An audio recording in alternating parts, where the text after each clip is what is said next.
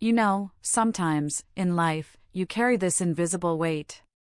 For years, I didn't even realize how heavy it was, how much it was bending me, until one day, it just wasn't there anymore. It felt like putting down 1,000 pounds. And that day? That moment of pure, unburdened clarity? It came after the most chaotic, humiliating, and ultimately, freeing experience of my life. It all started with a wedding that never happened. A wedding that, just 16 days out, felt like my entire future. And then, my fiancée, Eleanor, she just vanished. My phone, in those days, stopped being a device for connection and became a source of pure dread. Every time I looked at it, there was nothing. Absolutely nothing from the woman I was supposed to marry in 2 weeks. I'm not some controlling guy, okay? I had a normal job as an accountant, we had a normal relationship. We'd argue about whose turn it was to do dishes, or whether we could really afford the expensive venue Eleanor's mom insisted on. But everything was planned. My tuxedo was hanging in the closet, tag still on. The venue was booked, 200 guests had their invitations, and I'd spent 3 months learning to dance for our first song because I didn't want to embarrass her. Nothing, and I mean absolutely nothing, suggested she would just disappear. It began on a Friday morning. She kissed me goodbye, said she was meeting her maid of honor, Chloe, for some last-minute wedding stuff. Totally normal. Except she never came home. For the first few hours, I wasn't worried. I figured they were having fun, maybe dinner, lost track of time. But when midnight hit, and my calls went straight to voicemail, something cold settled in my stomach. I sent a text, then another. Called again. Nothing. By 2 a.m, I was sitting on our couch in the dark, phone in hand, trying to convince myself that her battery died or she just crashed at Chloe's. The next morning, still nothing. That's when the real panic started. Not the annoyed kind, but the kind where your hands shake, and you can't take a full breath because your brain is screaming that something terrible has happened. I called her mom, Brenda, first, trying to keep my voice steady. She answered with this tone that was just too calm. She said Eleanor was busy with wedding preparations, that I should know how it is. I asked where exactly she was, and Brenda got vague, mumbling about the girls having a special surprise planned, and that I should just relax. Relax? Like my fiancé hadn't been missing for over 24 hours. I called her dad, Robert, next. He was less diplomatic. He sounded irritated, told me I needed to give her some space and stop being so uptight. He actually said it was her last chance to have fun before settling down. And I remember thinking, settling down? Like marrying me was some kind of prison sentence. I tried calling her bridesmaids, all 3 of them. Each conversation was eerily similar. The same runaround. She's fine. She deserves this. You're overreacting. It felt like everyone had been handed the same script, and I was the only one who didn't get a copy. By Sunday night, I hadn't slept in 2 days. I'd called everyone I could think of, and the knot in my chest had turned into this hollow, sick feeling. Something was very wrong, and everyone around me was pretending it wasn't. Around 11 Sunday night, I did something desperate. I opened Instagram on a web browser without logging in and started searching her friends' accounts. I figured if something bad had happened, someone would have posted. Or if she was actually okay, maybe there'd be a clue. I found Chloe's account first, and my stomach just dropped. There was Eleanor, posted 3 hours ago, very much alive, very much not kidnapped, at some beachfront bar with a drink in her hand, arms around people I had never seen before. The location tag said San Diego, over 1,000 miles from home. I sat there, staring at my phone screen, not believing what I was seeing. This wasn't a last-minute girls' night. This was a whole vacation. I went through her other bridesmaids' accounts. More photos, her on a yacht, at a club, at some fancy restaurant. All of them tagged over the past 2 days while I'd been losing my mind, thinking she was dead in a ditch somewhere. That sick feeling in my stomach turned into something else. Something that felt like humiliation mixed with pure rage. Because she wasn't missing. She just didn't care enough to tell me. At 4 a.m. on Monday, she finally called. I could hear club music blasting in the background, people laughing and shouting. She apologized for missing my calls like she was sorry for forgetting to pick up milk. I asked her where the hell she'd been, and she actually laughed. Told me the girls planned this amazing surprise bachelorette trip. I asked her why she didn't tell me, why she let me think something happened to her, and her tone changed completely. I knew you'd freak out. That's why I didn't say anything, she said. She told me her bridesmaids had been planning this for months, it was all paid for, she'd known about it for weeks, and she specifically chose not to tell me because she thought I'd try to stop her. 2 weeks, she said. They'd be gone for 2 full weeks, getting back just 2 days before the wedding. I told her we had final meetings with the caterer, the venue coordinator, the photographer, all things she'd promised to handle with me. You can deal with it, she said. You're good at that stuff. I could hear her friends laughing in the background. When I told her this wasn't okay, that disappearing without a word wasn't normal, she called me controlling. This is exactly why I didn't tell you. You're being so dramatic right now. I heard someone yell her name, more laughter. Then she said she had to go. Don't blow up my phone, okay? I'm trying to have fun. Before I could respond, the line went dead. 10 minutes later, I tried calling back and realized she'd blocked my number. I sat there in the dark living room of our apartment, still wearing the same clothes from 2 days ago. And I understood something that made my chest feel like it was caving in. This wasn't about a bachelorette party. This was about the fact that she'd made a choice to exclude me, to lie to me, to let me suffer, and then to blame me for having a normal human reaction. Her family knew, her friends knew, everyone knew except me. And they'd all decided that was perfectly fine.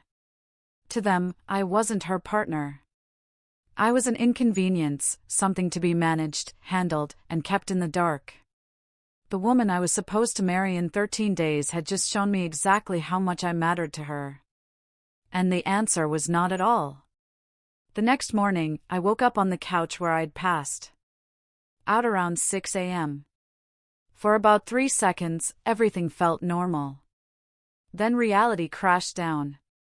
My fiancé had blocked me and was partying in San Diego while I was supposed to be finalizing our wedding. I made coffee with shaking hands, sat at our kitchen table, and stared at the wedding binder she'd put together. This massive thing, filled with color-coded tabs, vendor contacts, seating charts. 13 days until the wedding, and the bride had just told me not to contact her because I was killing her vibe. I opened my laptop and looked at our joint bank account. I saw the charges rolling in from San Diego, bottle service, fancy dinners, a yacht rental that cost more than our monthly rent. She was spending our money we'd saved for the wedding and our future, on a trip she'd planned without telling me. That's when I made the decision. And I want to be clear, I didn't make it out of anger or revenge. I made it because I suddenly saw our future with perfect clarity. And it looked like me, sitting alone in our apartment, while she did whatever she wanted and called me controlling for having feelings about it. I pulled out her wedding binder and started calling vendors.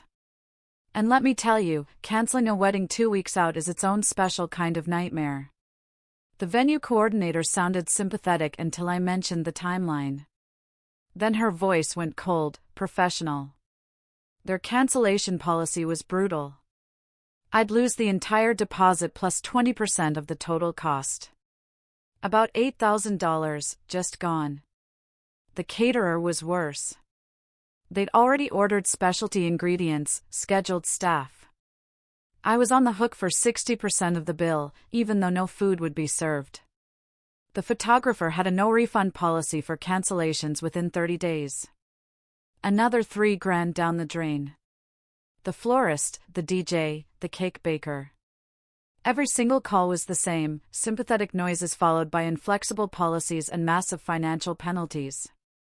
By noon, I'd hemorrhaged close to $20,000, and I hadn't even started on the smaller vendors.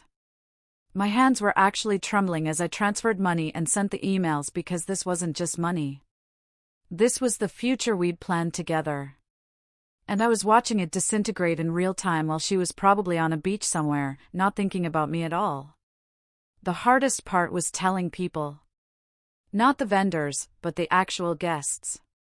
The people who'd requested time off work, booked hotels, bought new outfits. I sent out a mass email because I couldn't handle 200 individual conversations. I kept it simple and honest. I said the wedding was cancelled, that my fiancé had left for a 2-week trip without telling me, and we were no longer getting married. I apologized for any inconvenience. I hit send and immediately wanted to throw up because I knew what would happen next. People would talk and speculate and pick sides. And I just painted myself as either the victim or the villain, depending on who was telling the story. Within an hour, my phone started buzzing. Texts from concerned friends, calls from confused relatives. Every single conversation required me to relive the humiliation of explaining that, yes, my fiancé really did vanish. And no, I didn't know she was planning it. And yes, I know it sounds insane. Then her family started calling. That's when things got truly ugly. Her mom, Brenda, called first. Not to ask if I was okay, but to tell me I was making a huge mistake. She said her daughter was just nervous, that this trip was her way of dealing with cold feet, that I was being unreasonable and punishing her for needing space. I pointed out that needing space usually involves a conversation, not a disappearing act and a blocked phone number. And Brenda's voice got sharp. She told me I was going to regret this, that I was throwing away a good woman over one mistake, that everyone would see me as the bad guy who couldn't handle his fiancée having fun. Her dad, Robert, called an hour later and didn't even pretend to be nice. He just launched straight into telling me I was destroying their daughter's reputation and embarrassing their family. He said people were already talking, that I was making them look bad, and if I had any decency, I'd wait until Eleanor got back to make any decisions. I told him his daughter had already made the decision when she planned a secret 2-week vacation and blocked my number. He hung up on me. My own parents weren't much better. My mom, Carol, called crying, asking why I couldn't just postpone instead of cancel, saying that all marriages have rough patches, and this was just pre-wedding jitters. My dad, Frank, told me I was being too proud, that sometimes you have to swallow your feelings for the sake of the relationship, that I was letting my ego ruin my future. I tried to explain that this wasn't about ego. It was about respect, and trust, and basic human decency. But he cut me off and said I'd understand when I was older, which was insane because I was 31 years old and apparently still getting lectured like a teenager. Even my friends were split. Some were supportive, but others kept saying things like, marriage is about compromise, as if I was the one who'd done something wrong. The worst were her bridesmaids, who started bombarding me with texts calling me toxic and controlling, telling me I was ruining her life. One of them said I was probably relieved to have an excuse to bail, that I'd never really loved her anyway. I remember staring at that text, thinking, how did I become the villain in a story where I'm the one who got abandoned?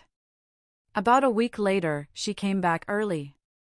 I found out later it was because her mom told her I'd actually cancelled everything and she needed to fix it. I was at the apartment when I heard her key in the lock. She walked in like she was coming home from the grocery store, not from blowing up our entire relationship.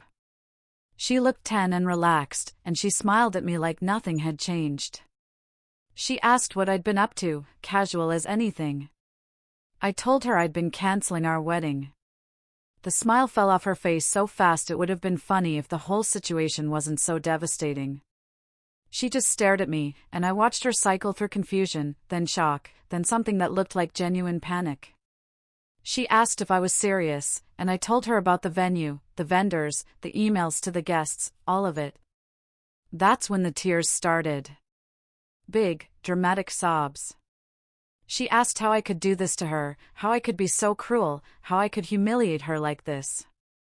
I remember standing there, feeling absolutely nothing. Just this weird, empty calm. I realized I'd cried all my tears over the past week, and now I was just done. She told me I'd ruined everything.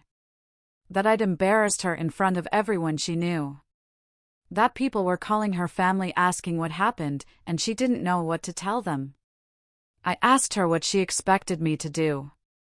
Wait around for 2 weeks while she partied and then pretend everything was fine? And she actually said yes. She said it was just a trip, just a vacation, that I was blowing everything out of proportion and making it into something it wasn't. I told her it stopped being just a trip when she lied about it. When she let me think she was missing. When she blocked my number and called me controlling for being upset. She switched tactics then, got angry instead of sad. Started yelling that I was punishing her for having friends and wanting to enjoy herself before being tied down. Tied down.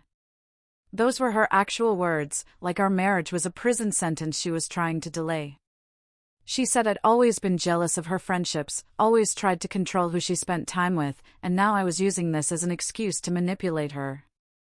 I just looked at her and thought about how I'd spent 3 months learning to dance so I wouldn't embarrass her at our wedding.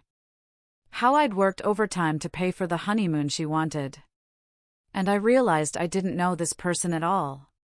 She left that night, said she was staying with her parents, and I just nodded because there was nothing left to say.